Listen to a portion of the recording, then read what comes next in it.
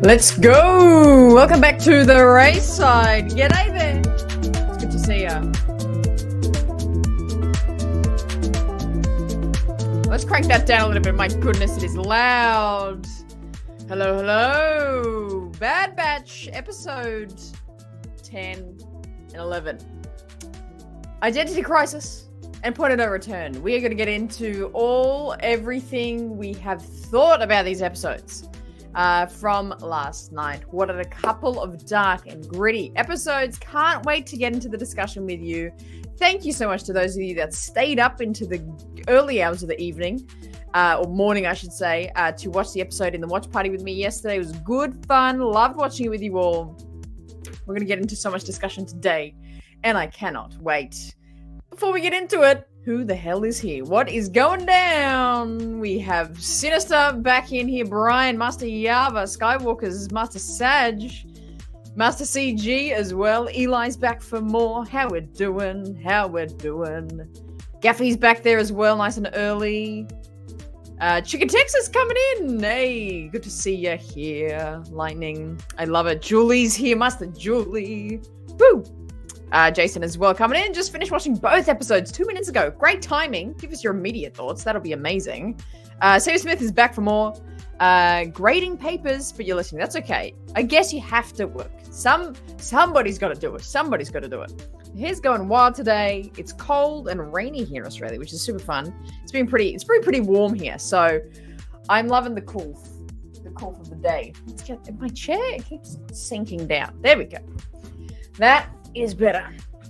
But yeah, my god, these episodes, wow, what a couple of episodes. Super duck, like literally and metaphorically. Like the themes of them were pretty dark, but then also like visually they were very dark episodes. I had to crank the brightness at some point. Dirty Hawks is back in the chat as well. How are we all doing, gang? I'm so excited. Oh, the snow, that's right, the snow's still going. The snow is still going. Well, let's get into it, guys. Let us get into the discussion. What we thought of episode 10 and 11. Again, thanks so much to those who watched in the hang on, I got to get the little thing up on the screen. Watched in the watch party with me last night. I know some of your thoughts, and my review video is already up on the channel, so you probably know my thoughts. So in the chat right now, give me your thoughts and feelings and impressions of these two episodes. We kind of talk about them as one big episode because they kind of back onto each other really like equally. But I kind of like in my review, I kind of just referenced it as one big episode, but they were two separate ones. That first episode 10, kind of really focusing on Tantus. There's so much to be talked about there. The kids, the midichlorians, the morality of the Empire, that is really being challenged, and such fascinating storytelling being done there. And then we get the pub, what did we call it? What do you guys call it? The pub over. The Pabu Passover, where the Empire has arrived and tearing things to shreds, really. Tearing things to shreds. 10 out of 10 already for Skywalker's Academy. Man, we were way off our theories. Wolf wasn't in it at all. We were way off it. But someone pointed, was this Dirty Hawks, I think, in the comments of the video of... someone did bring up the idea of Emery. Well, I think a few people brought up Emery. But then we did the poll, and not many people voted for, like, it's going to be Emery's Identity Crisis. But in the end, it was. Sorry, I'm a little crooked. I can't tell. Is that better? I can't tell. But it was Emery's Identity Crisis. But yeah, I did find that funny. But that's the fun of it. Trying to figure out what it is. Hey, it's so good. I know, the Sid mention. Yeah, I totally forgot about that. But yeah, we got our first reference to that slimy female Trandoshan. When they mentioned that, I was just like, oh, someone's giving them intel. And then the moment it clicked, I was like, oh my god, it's freaking Sid. Insane. Me too, Saber Smith. And I'll maybe get into this more, but it's just like, oh my god. I mean, if you were in the watch party or if you saw my reaction, like I showed a bit of it at the end of just like, this show is so good. It's not perfect, but it's the consistency, the detail. Insane. She would. Yes, yeah, you did. You were probably one of the first to call that she would probably turn. Which, to be honest, I really thought she wasn't going to. But obviously, it's very obvious by this episode. It's very obvious. 100%. It all goes back to Tentis. Yeah, true. Combined 9 out of 10 stuff. There were 9 out of 10 and 8 out of 10 respectively. Both great episodes. Fat Mace was a goner. Well, yeah, he's still with it though. I'm worried about him though. I'm worried that he's gonna stick around for not too long. Corey, what have you got for me? What was amazing about these episodes is that the Empire was originally based on Nazi's fascist government, and these episodes brought those real feelings that were associated with that history. Absolutely, George constantly states how much he centered around the original Imperial from the original trilogy around these extreme political groups, and that comes out very, very strongly in the original trilogy. And it's still very strong through all the storytelling. Absolutely. It kind of shows that side of it. It's definitely been always based on, real history. Absolutely. It kind of ties back into that. That's a good observation. Jason coming in saying, I don't fully get why they put them together. It would have worked just fine as 2 weeks, but both were great. No Return was so suspenseful. My heart was racing the whole time. Yeah, absolutely. I think at some point I was like, I can't breathe. Like I had stopped breathing for such an amount of time. I did not even realize it. So interesting. So interesting. Would have liked some more time on the episodes, actually showing them getting around in stealth more. Lots of scenes just jumped them to safety. Slightly rushed pacing, but that's really my only thing. Yeah, someone else said that. Was that? Or maybe that was you last night. But that was a good point. I think, especially on the Pabu stuff, I felt like they could have had a bit longer there. And especially these episodes going from anywhere from like 24 to like 27 minutes long. This episode really could have been that length if they had a couple more of those scenes. So yeah, for sure. It's perfect for Julie. I love that. Kirsty staying up late for us. Oh my goodness. How you doing, Kirsty? Wow. A couple of you here. Give us your thoughts. What did you think of the episodes?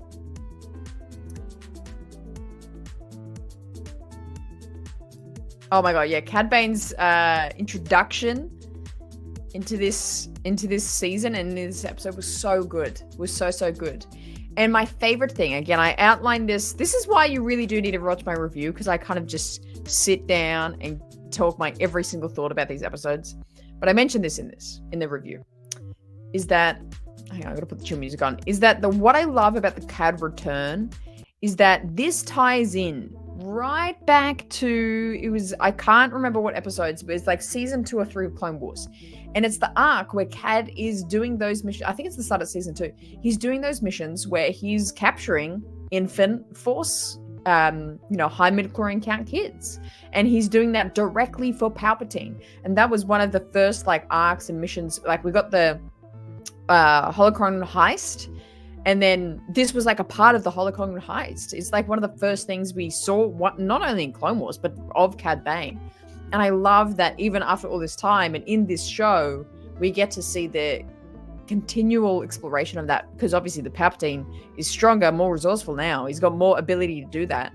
And it's such a big operation now. And then Cad Bane is still a part of that. I love that. It ties right in. It's so good. Geffy, I noticed on my rewatch, the CX Shadow Trooper makes that shot, putting the explosives on the Marauder from the same location that Crosshair missed. The shot to place the tracker. Oh, yeah. I mean, what a shocking moment. I mean, at the end there. I kind of felt like that was going to happen. Actually, I felt like he was going to get it, because I felt like the whole season's he's shaky. He misses. And then this was going to be his big triumphant moment of he's finally shot something on target again. So it was pretty shocking that he missed. But wow, that is a fantastic detail. I did not catch that. Great catch. Only thing I came out of the Pabu episode was I wish there was an earlier, light-hearted episode showing the Bad Batch daily life there and connections they had. Yeah, they had a few good, I feel like it's only ever, passing through episodes that we got to see them, hanging out there and living there a little bit. But, I mean, if we got a whole episode of that, I'm sure a lot of people call it filler. But, yeah, it would be. I do sometimes really love those, kind of daily life episodes. They're kind of fun. They just wanted to go home. Oh, yeah. God, yeah. We'll get into all the kid stuff. Super creepy. Super Stranger Things. Who's with me there? Oh my goodness. That whole episode 10 felt like Stranger Things. You know, with like the kids and then testing their abilities and like the creepy, weird parental scientist. Stranger Things, come on. CG starting off the night with a $5 Doritos. The first episode really brought that out. Seeing the children experimented on reminded me of how German docs experimented on certain ethnic groups. Again, tying it back to that real history. I mean, it makes it more real, more shocking. It makes it more like horrifying, I guess. The fact that it is based off of real events is shocking, but it's incredible storytelling. But yeah, absolutely, I totally agree with you, CG. Thank you so much for the $5 Doritos. Yeah, it would have been too spread out. Good point. Yeah, I'm trying to remember when we saw him in season 1. Was that season 1? Yeah, season 1. I'm pretty sure he had the small hat as well. So this is like his post Order 66 hat. Because yeah, it was shorter when we last saw him in this show as well, which is interesting. I think they put these two together because the Bad Batch wasn't in episode 10 very much. Yeah, it's a good point. Yeah, the little clone cadets, that was the funniest part of these episodes. That was the highlight of these episodes for me. Oh my goodness, have we all forgotten about these cadets? Wow. But they were just waiting. They were ready to go. At a moment's notice, they were ready to go. I loved it. I loved it. Kirsty really enjoyed both these episodes, especially when the Emery episode, getting to see her question everything happening around was really great.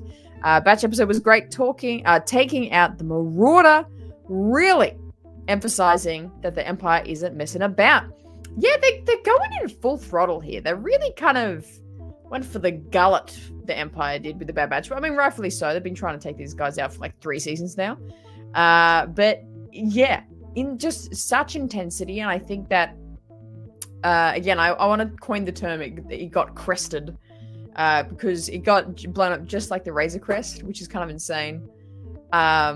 Which is, and you know, it's super sad because the Marauder's a sweet ship. It looks so good. But man, that Lego set will be going up. We appreciating in value now because it's got a blown to smithereens. Kind of insane. Kind of insane. Yeah, right? Very Stranger Things. Oh, is it skipping around? Is it still skipping? How is it for everyone else?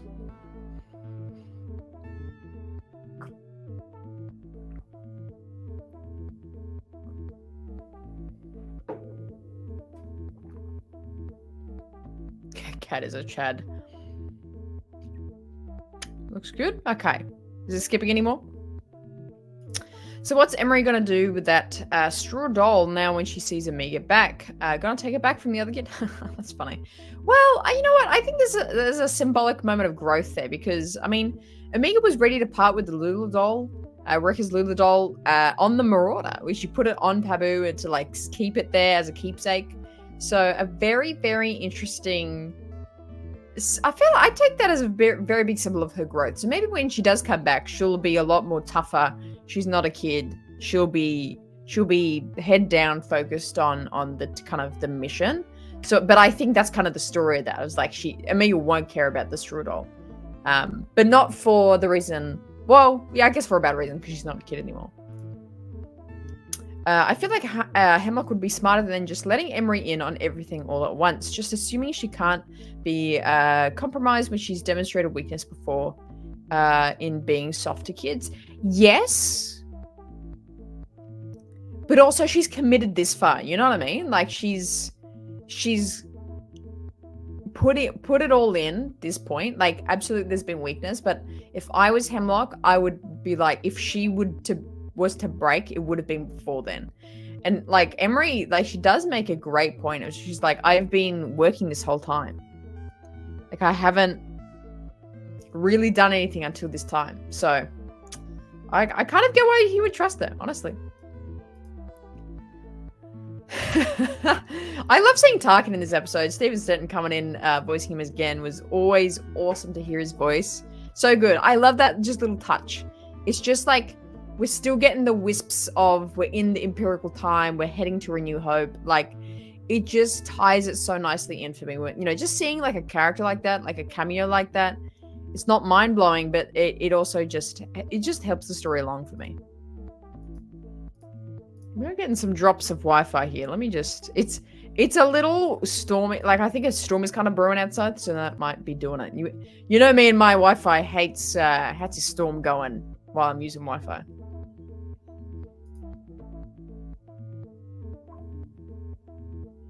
These were both great episodes. I really felt bad for those kids getting experimented on. Makes me wonder if Vader finds out and turns these kids into Inquisitors. Well, what about that green kid? He was super evil looking. What's his name? Like Jax or something? Jinx? Jix or something? That kid. Yeah, he could. The green one could definitely be a definitely be a Inquisitor. Little Skippy? It's dropping every so often. It should be coming up now. It should be settling down now. I have a bit of a hard time believing Emery is having such a crisis with what's going on at Tantus. When she said herself she worked for Hamlet for years, she has to know what kind of person he is. Well, I mean, Hamlet is telling of who he is, but also isn't. But I think that's the story of it. Like, I believe that Emery is a good scientist, and I think she's passionate about science work, and I think that's why she is where she's at, and she's committed as far as she has, is because she's passionate about science. It's that she's been challenged. It's that she's been challenged with the morals of that, and the ethics of that, and how ethically sound is the Empire's method. So it's like I think she knows that this is a dicey, perhaps questionable operation, but I think she's just a scientist, and and also from what of her dialogue, she's been in this her whole life. This is all she knows how to do. So I think she's committed to this point, but it's only now she's being ethically questioned this hard, in my opinion.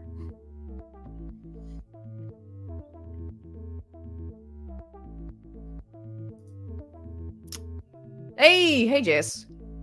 Comes to another show. I'm good to see you here, man. Hope you're doing well. Depends what Emery has been exposed to by this point. Some people are good at hiding who they really are until it's too late. Sometimes it's taken an outside source, Amiga, to help open someone's eyes. Yeah, absolutely. And I think it does come back to that thing of like, I think the ethics of it hasn't been challenged until now. I think she's always known like this is kind of weird, but maybe this is when it gets personal. Give her the door. Well, yeah, I feel like maybe that'll come back around. Like he'll see what's going on, because we've already been like seeing like how he saw the child like chatting to her and them like having like a nice conversation. He was like, don't be personal with them.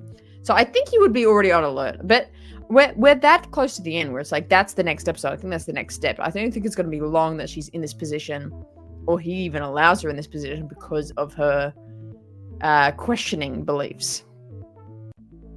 So many thoughts today. I love this. Also, I love everyone saying hi to each other. It's so nice. Yeah, true. She didn't know about the kids until she saw for herself. That's a good point.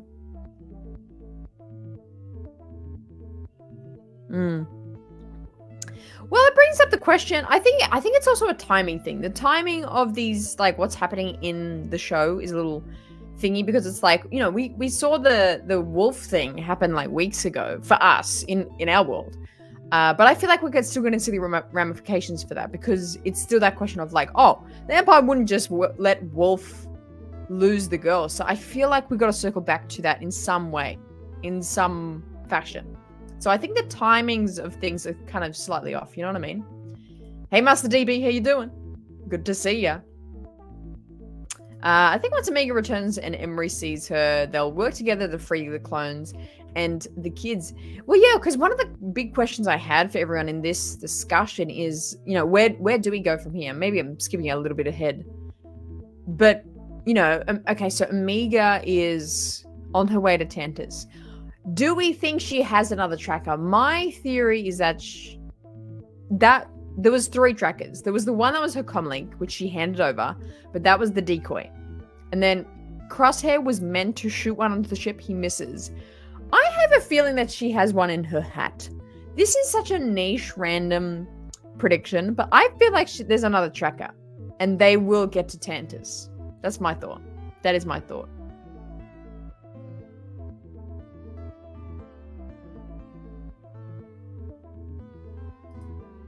I don't know. I think he'll definitely come back for the finale. He'll definitely come back for the finale because it's either that, or it's gonna be like totally let go in this show, and it's gonna be picked up in whatever we have next in this Ventress Rex Echo show. We don't know, because we have four episodes to go. 4 episodes to go. So yeah, it's interesting to see what. Like I can't comprehend what might happen. Like it is just going to be this Tantus showdown, but it's fascinating. It's fascinating.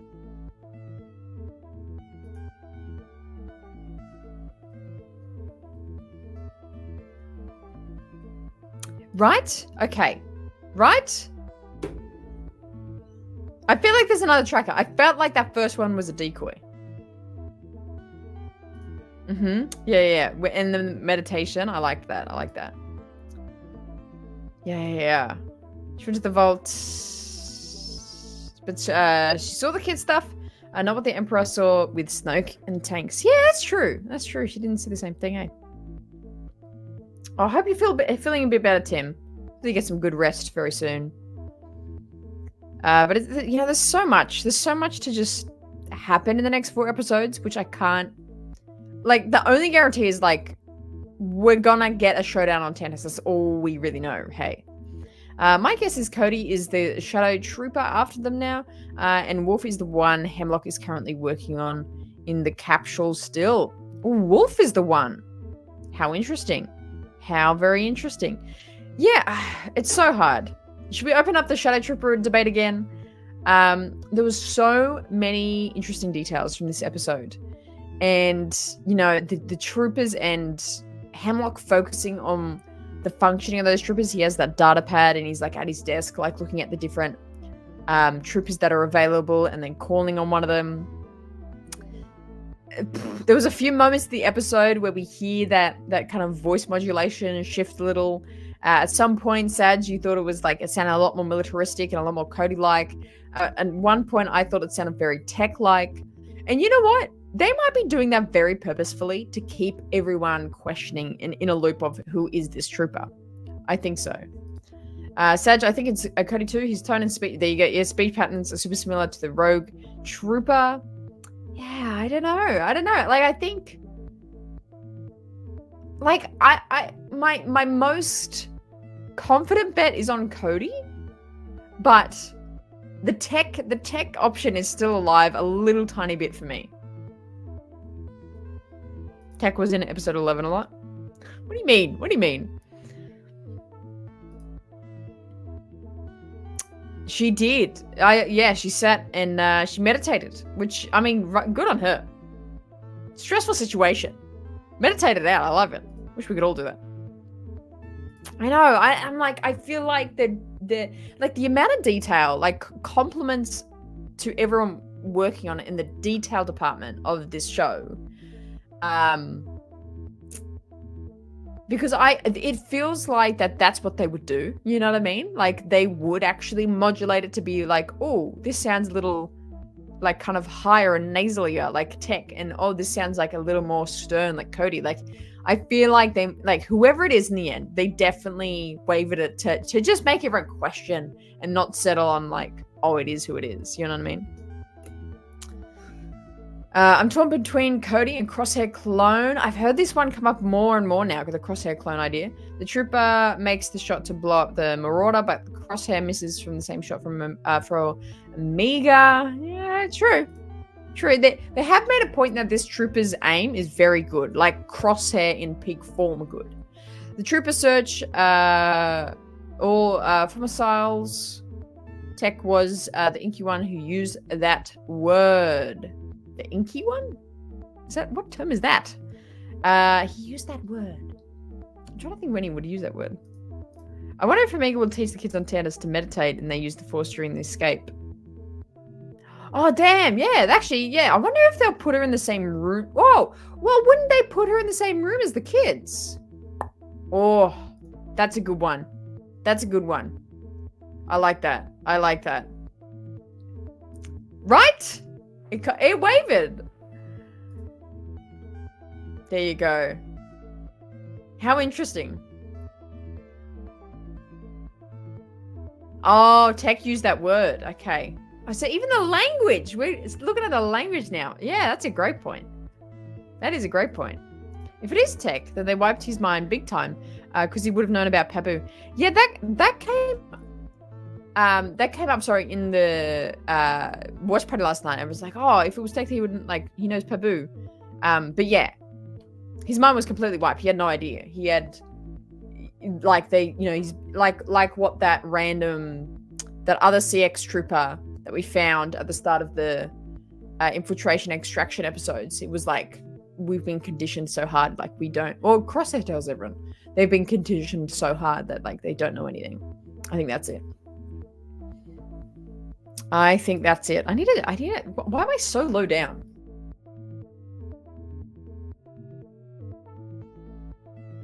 I don't think that's any better, but I will. We'll go with that. I love it. Let's jump into... Let's get it up. The episode guides.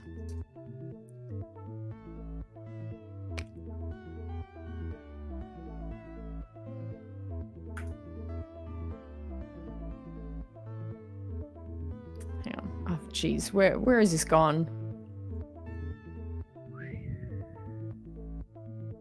I can't believe we got the mention of Sid again as well. Oh my god. Where is it? Where is it? Oh, it's not up yet. Don't worry. Don't worry. Hey, Dave. How you doing? He's kind of reminding me of the Taskmaster from Black Widow. Is that a thing? Who's that? Fee. I love seeing Fee in this episode. Fee did sense the CX guy. Almost a little hint of Tech's old self. I know. I was very intrigued by that scene. I was super intrigued by that scene because I'm like, if we got, obviously their mind has been wiped. They don't really remember everything these CX troopers did. If it was Tech... Like, I don't know. Like, I think the fact that... I mean, it makes sense that, from a story point of view, that, the trooper came across V because V knows, where they are. But it's just super interesting if they were making that point of... So then for the reveal of its Tech is, the fact that, he, was involved, saw Sid... saw V and, was involved with V. It was interesting. I like that.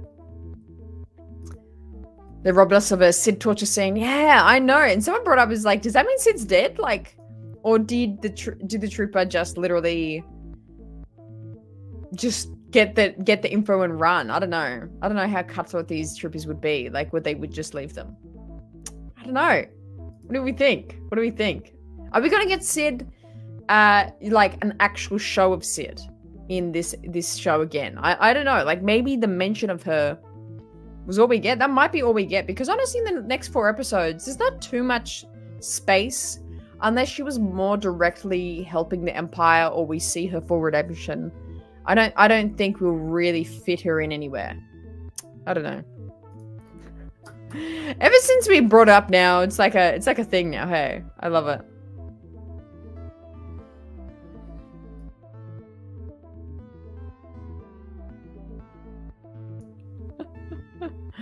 Oh my gosh, yes. Literally same Gaffy. I was like, Taskmaster? Taskmaster? Is that you? Greg Davies? I love it. The Sid skin boots. I love it. Yeah, I don't know. I don't know if we'll see her again. I can't see it fitting. You know what I mean? But the whole Pabu sequence was really interesting for the fact that, everyone's split up again. Wreck is out of action. Great side note that he saved Gonki. I loved that. Wreck is out of action. Hunter, kind of wild scene, him jumping on the gunship. The way he got there was really funny because I was like, oh damn, he's back to being badass and really cutthroat. And then he crashes it, which was pretty epic scene. That was kind of terrifying for the moment there for Hunter. But he's super, super worn. on the shoreline, away from everything. And I think a lot of people mentioned it, but like when he finds out what Crosshair let Omega do and like what happened, he's gonna lose his mind. Everyone's talking about that. He would lose his mind. It's gonna be insane. It's gonna be insane. Ventress will be the one to take care of Sid. Interesting.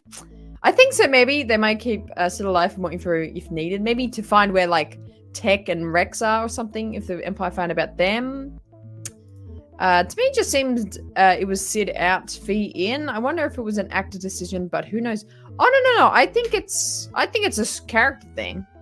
I think it was purposeful.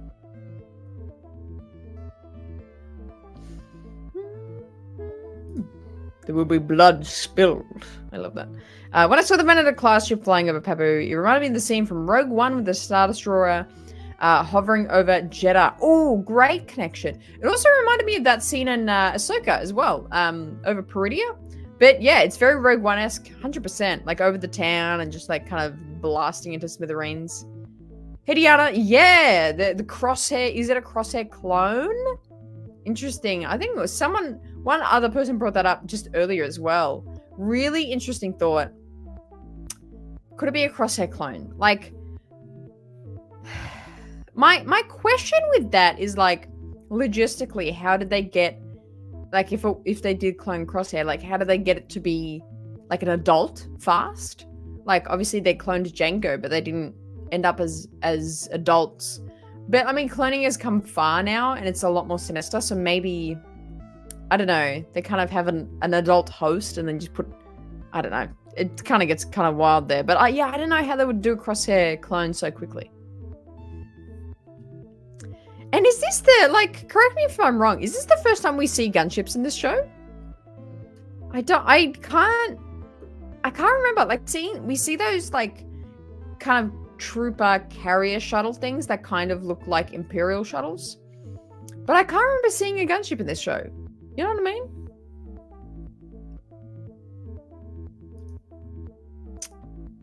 Yeah, I guess so. That's a good point. How did they do that? You know what I mean? Though, like, because Jango, like, he had to grow him from a baby, man. Yeah, that'll do it. That'll do it. Yes, that was shout out to Star Wars Sith, Tony over there, and Will, and Mortis FM kind of chatting about this this morning when Hemlock was scrolling on that computer. He scrolls past phase is it called phase 1? Version 1, rendition 1 of the Dark Troopers. That is the other design we see on his like little Hemlock's little tablet there that he scrolls through and it's like sees that design. That's that. It's a first version Dark Trooper. So that's what's in that computer there. I don't think it could be Crosshair clones. They could have just used genetics that he had and implanted it into existing clones. Maybe. That Hunter action sequence was great, but also crawling out of the ocean, I felt that one. I was exhausted for him. Me too. In that shot, I was like, damn, like this guy's just like fighting for his life in terms of like he's just tired as hell, man. He is so tired. But I mean, years on the run and the intensity, trying to keep everyone together, like everything that happened with Crosshair, Omega being taken, Tech dying, like, and he's the leader and he's not really doing a great job. Like the guilt and heaviness that he has been feeling for years is insane. Insane. Yes. Let's have a moment of silence for R.I.P. the Marauder.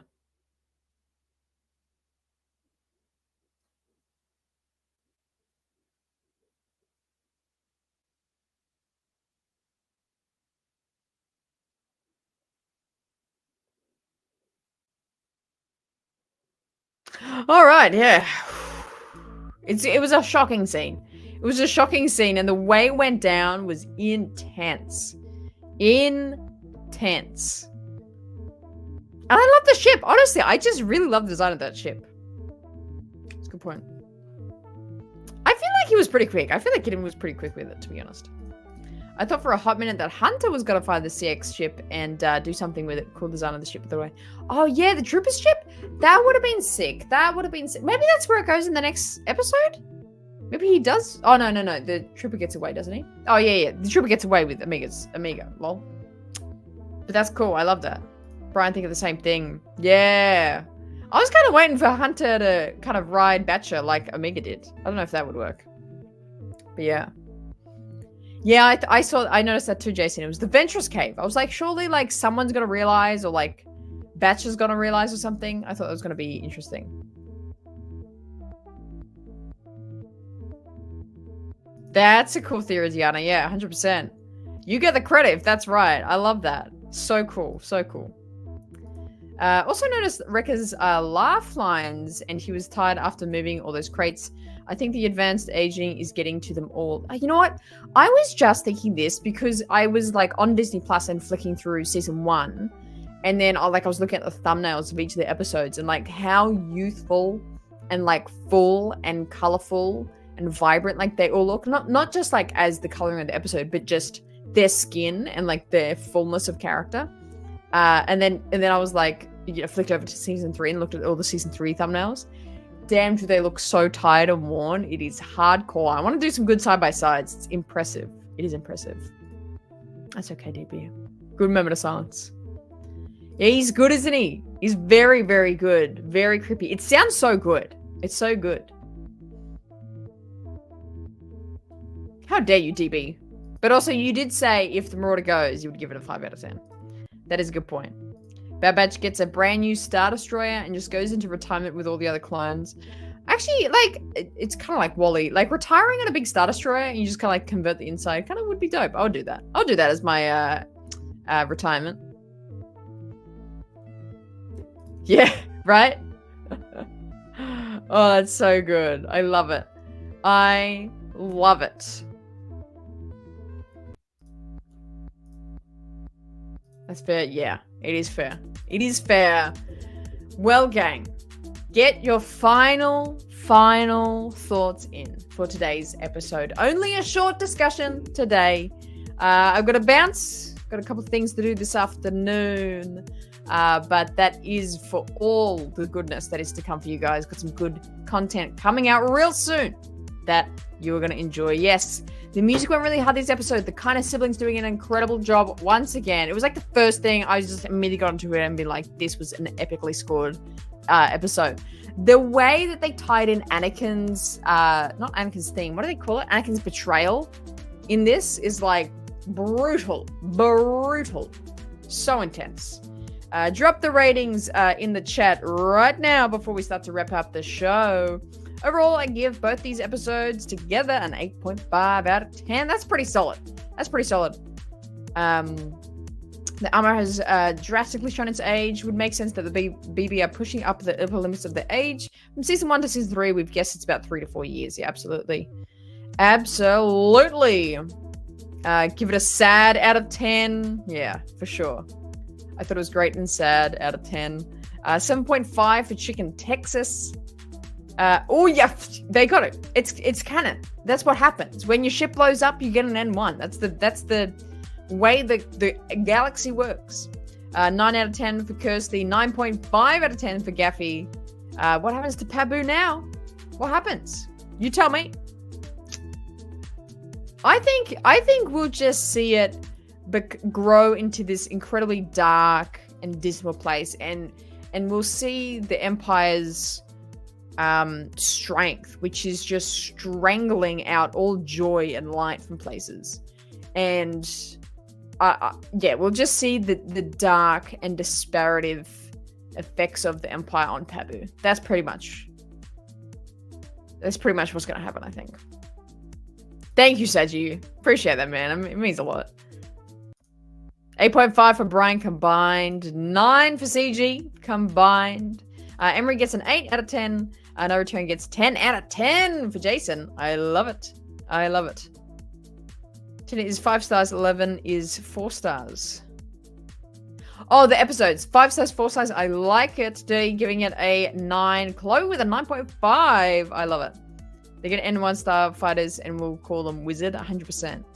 turning it into a parking lot. You guys are so brutal. Do you have feelings? Be nice about it.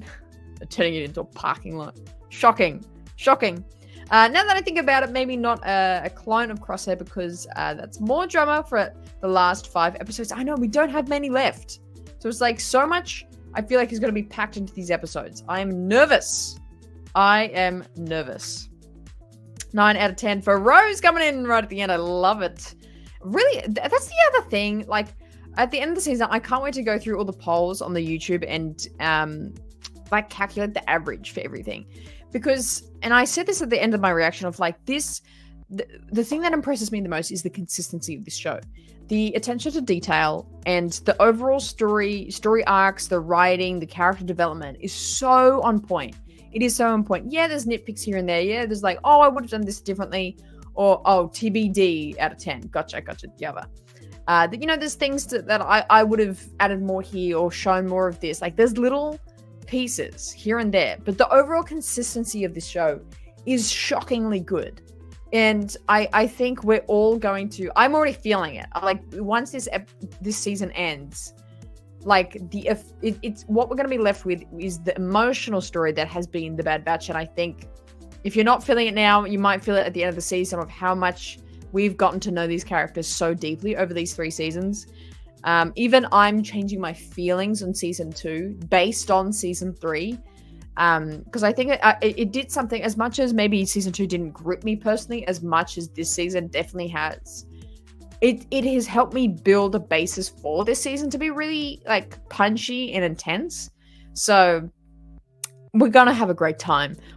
Come the season end, we're gonna have fantastic discussions and deep dives into like what this show has shown us in terms of Star Wars storytelling, and I can't wait for it. I cannot wait for it. It's gonna be amazing. Papa was effed. Paps no likey good vibes. He does not. 6 out of 10 and a 7.8 out of 10. Well, they're very specific. I love it. The end of the episode 11, we see Omega do that Force moment. Do we think that she'll connect with the Force before the series ends? Maybe in a way that we do not expect. That'll be my answer for that. Best Star Wars we've gotten since Tales of the Jedi. Best Star Wars we've gotten since Ahsoka. That's my comment.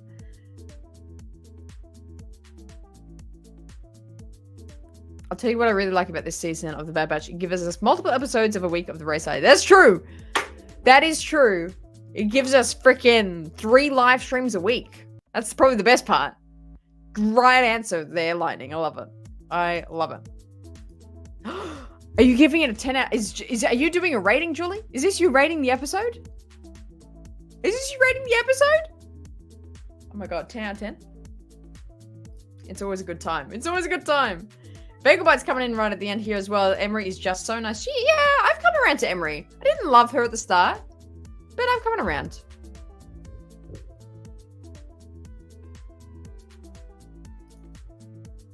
I'm interested that I don't think Dave was an executive...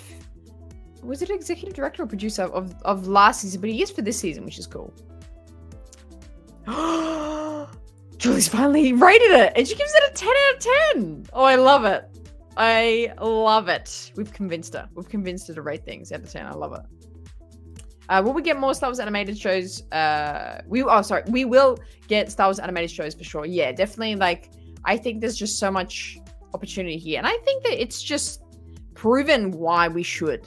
Like, this is season 3 is the perfect argument of why we should. It gives the detail. Like, yes, it's not like Luke Skywalker or like the main like through line of like what's happening in the galaxy, but it's giving these details of these characters and journeys within all that is making it important and fascinating to watch along. That's a good point. She might be the one to go. That's a good point, actually. She might be the one to go. Interesting. Yeah, where did that kid go? Did anyone notice at the end of the episode? They had a shot of like the orange kid that was like sad in its cell. And then the other 2 kids were there. The green kid wasn't there, and the blue kid wasn't there. Interesting. Mega will discover who this clone is. The clone trooper showed some kindness. Go back and look. The clone trooper, like the CX trooper? I gotta go back and look at it. That's a good point. I didn't really notice that. But yeah, my thing is that I feel like obviously we're gonna get the reveal of who this clone is, or at least if it, you know, imagine if it's not someone we know. But I feel like we're gonna get a moment of taking off the helmet, and I'm very fascinated to see how they do that and where they do that, and who's gonna be the one to see it first. I feel like it's got to be Omega, and then everyone else. But I had a prediction that maybe they do it a little bit like how, like Vader's helmet cracked, and then we see like it's kind of burnt Anakin underneath. Similar way, like I can see them, like the trooper being like in a physical fight with either Crosshair or Hunter, even Omega, and his helmet is like smashed off. It either gets like punched off or it gets broken. And we get the reveal of whoever's face is underneath. I think we're going to get that kind of reveal. You know what I mean? You know what I mean? Oh my god. Hey, Ballista. And Vibey coming in at the end too here. There's more to come. Yeah, there's definitely, they're hinting at it real hard, aren't they? Real hard. Yeah, Venture series. I'd love it. The end result of Bad Batch as a show has been masterclass in showing the Empire. How the Empire was seen as most feared troopers in the galaxy. It is definitely told that story into much more detail. Because, you know, even Rebels, love Star Wars Rebels. We were already in it, you know what I mean? Like, we're 15 years into the Empire. But this show has done that. Telling of the story of how we got there. And that was really from the get-go, like, the point of the show. It's like, it's through the lens of these ex-clones. But it's all about how to me it's like how clone troopers became stormtroopers. It's just done in this way of characters we've known and seen. You know what I mean? Her Ventress comes in and destroys everyone. Highly unlikely, but I'd like it. I think she's gonna help out in the finale for sure. I don't know. He would absolutely draw if that happens. Hey Indy, how you doing? Gotta love the Aussie New Zealand accent when Hunter's name is spoken. Hunter.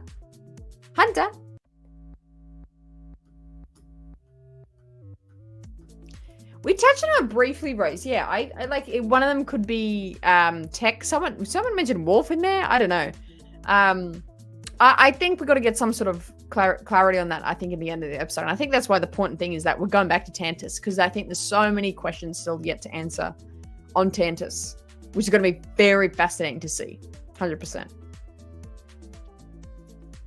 Anyone else think Star Wars should make a series of how the rebels become a team, and how they try to recruit Omega, hinting why the show would show she could use the Force. That would finish up a little. Wow, what an interesting. This is a crackpot theory. I love it.